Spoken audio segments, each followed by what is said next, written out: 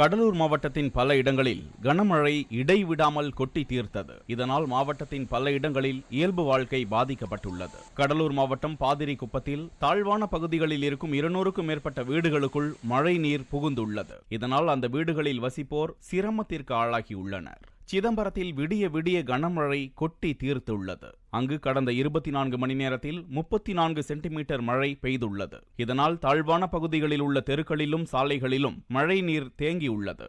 மேலும் இளமயக்கனார் கோவில் குளத்தின் சுவர் இடிந்து விழுந்ததோடு சாலையிலும் பள்ளம் ஏற்பட்டுள்ளது. கோயில் குளத்தையொட்டிய மரமும் குளத்துக்குள் சாய்ந்து கிடக்கிறது.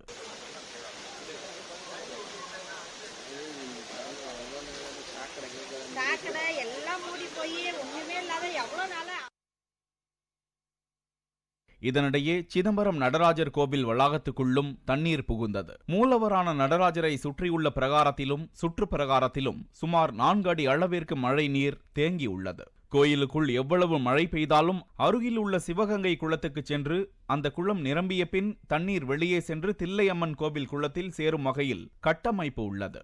ஆனால் கால்வாய்களில் அடைப்பு ஏற்பட்டு நீர் வடிவதில் சிரமம் ஏற்பட்டுள்ளதாக கோவில் அர்ச்சகர்கள் தெரிவிக்கின்றனர்.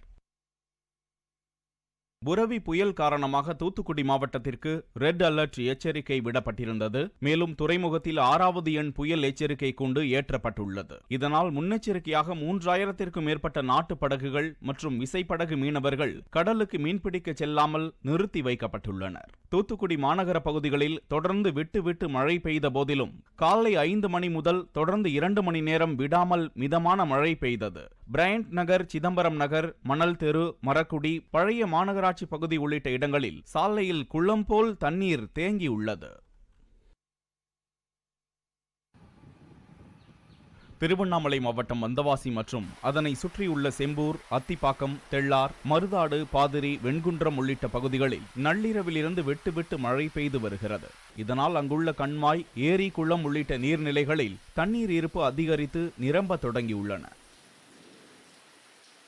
ராமநாதபுரம் மாவட்டம் பாம்பன், மண்டபம் உள்ளிட்ட பகுதிகளில் தொடர்ந்து 3வது நாளாக இன்றும் இடைவிடாமல் மழை பெய்து வருகிறது. இதேபோல் கடல் பகுதியும் வழக்கத்தை விட அதிக கொந்தளிப்புடன் காணப்படுகிறது.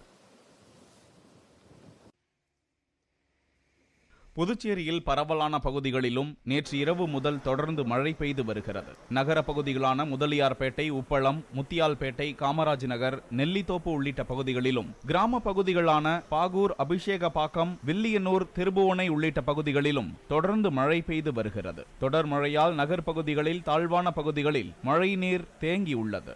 இதேபோல் கிராமப்புறங்களில், வயல்வெளிகளில் தண்ணீர் தேங்கியுள்ளது.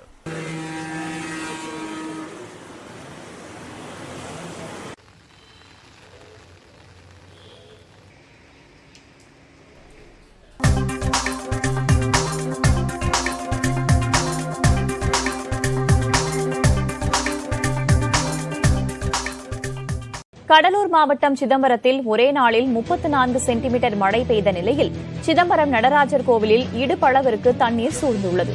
கோவிலுக்குள் நடராஜர் சன்னதியை சுற்றியுள்ள இடங்களில் இடுப்பளவுக்கு தண்ணீர் தேங்கியுள்ளது. உட்பிரகாரங்களிலும் மழை வெள்ளம் சூழ்ந்துள்ளது. கடந்த 2005, 2015 ஆகிய ஆண்டுகளில் கடலூரில் பெருவெள்ளம் ஏற்பட்ட போது கூட நடராஜர் கோவிலில் இந்த அளவுக்கு தண்ணீர் சூழவில்லை.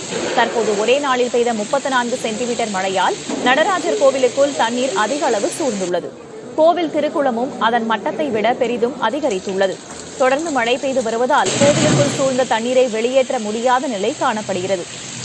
மேலும் கடலூர் மாவட்டம் முழுவதும் பரவலாக கனமழை பெய்து வருகிறது. பெரும்பாலான நீர்நிலைகள், கெடிலம் உள்ளிட்ட ஆறுகள் நிரம்பின. கடந்த 24 மணி நேரத்தில் சிதம்பரத்தில் 34 சென்டிமீட்டரும், கொத்தவால்சேரியில் 33 சென்டிமீட்டரும், சிதம்பரம் அண்ணாமலை நகரில் 33 சென்டிமீட்டரும் மழை பதிவாகியுள்ளது. லால்பேட்டையில் 29 சென்டிமீட்டரும், பரங்கிப்பேட்டையில் 26 சென்டிமீட்டரும் மழை பதிவாகியுள்ளது.